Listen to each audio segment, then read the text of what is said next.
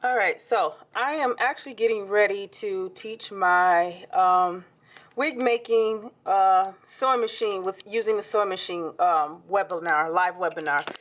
All the information that you need to know about my live wig making courses are, the link will be down below. But I wanted to shout out to this hair that was sent to me by Wiggins hair.com, I believe. I get so much hair, honestly. And this, they sent me a closure, which is a 14-inch. They sent me a 16, an 18, and a 20-inch length of wavy, like a nice, not deep, well, yeah, nice deep wave hair. So I wanted to showcase them because I'm actually going to be using this hair as an example for the wig making course that I'm going to be doing. So this is what the texture of the hair looks like, and it's nice and silky and just bouncy, very bouncy hair. And what I do like is the closure, how prominent this center part is. It actually looks like this center part, if you can see quite closely, like where my fingers are, looks like it's been like pre-plucked in a sense to make it look like a real center parting. But we won't know until we actually get started putting this wig together. So I'm actually going to be doing this with a sewing machine. It's actually how I'm going to install these wefts onto a wig cap, is with a sewing machine.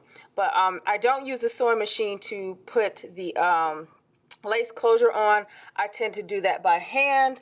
I do have basic wig making sewing classes on my website as well, just showing you how to do a lot of your handmade wig making. So just the basics. You need the basics in order to understand how to do the rest of it. So just standard needle and thread, sewing needle and thread for wig making. I'm going to attach this on to the wig cap, which happens to be this wig cap, because this is actually the best type of cap to be using for sewing machine wigs.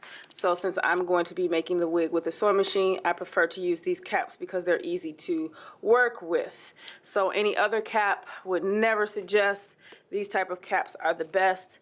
So first thing I'm going to do is place the center part, is what it is. I actually can make this a side part if I wanted to, which I got a feeling I might want to make it a side part. Whatever. Either way, I'm going to place this first. I'm going to do it by hand, and then I'm going to sew the rest of the wefts on. All right, so this was actually recorded October 28th of last year. This was a video recording that I did for the online wig making school that I do teach.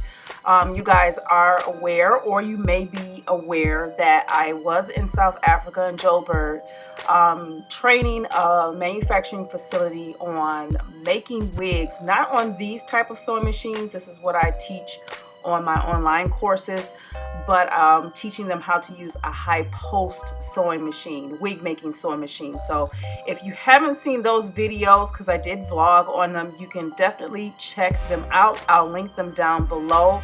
But making a wig on your home sewing machine is very simple. I mentioned all of the types of caps that you can use, how to sew, how to use your sewing machine. All of that is on my Wig Making 101 course. You can check that out as well. But as usual, I am making this wig for a client, and I'm using my sewing machine. So on to the styling part of wigs. I do teach this. This is the master course number 5, I believe, 4 or 5, where I actually teach how to style wigs using all of the same techniques that you would use if you were in cosmetology school when it comes to cutting, drying, and all of that stuff. But just a little tip, I prefer to use hair that is textured. So it's either very curly or it's very tight wave. to straighten it, because this type of hair holds a curl a lot better than bone straight hair. So if you make your own wigs, or learning to make your own wigs, or whatever that may be, and you're looking for hair that you want to curl, and you've been looking on Amazon and AliExpress, it's better to get a texture that is wavy or curly, because it just holds a curl better. So this client wanted a Hollywood style curls. So you do have to pay attention to the direction of how you're curling them. You also want to hold them like pin curls. In this case, I use roller sets, like the little old school plastic rollers. So that's what I'm using to do this with. But yeah, using my big barrel curlers, curling it towards the back of the head, and then wrapping it to hold the curl. I believe I kept these curlers in for about a day or two before I took them out. So another tip when you're doing Hollywood style curls with a large barrel curlers, you'll notice that the top section, I tend to do that slightly separately from my sides. I do the exact same thing, as I actually go up above the head, and then I roll back towards the back of the head.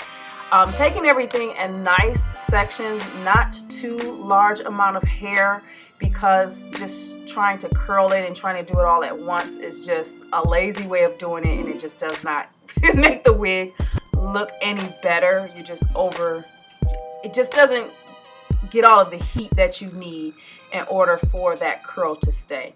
And then for the back aspect of it, they're in longer sections from the top of the head to the nape, and I use a barrel curl, you know, my barrel curlers, and roll it around my fingers, and I use clips, pin clips. So you don't have to use curlers if you don't want to, but just really quickly, I just use the pin curls for it, the pin clips to hold the curl.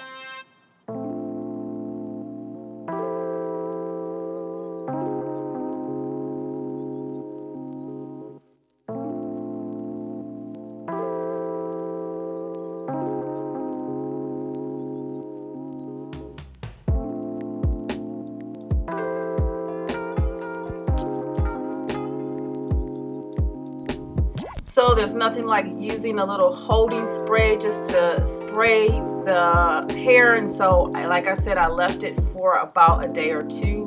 And then here I am taking them out, and I'm going to like comb through them and style them as much as I need. You can kind of slightly see my client is over there off to the side. She's a longtime friend, so I'm doing this wig for her birthday. So yeah, this is it. Gorgeous that is. I'm coming back to you soon. Get your life.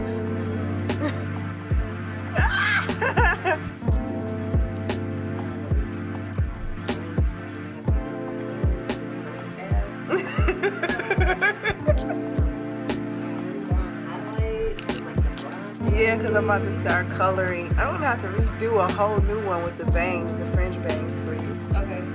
Because the one that I do have, it don't.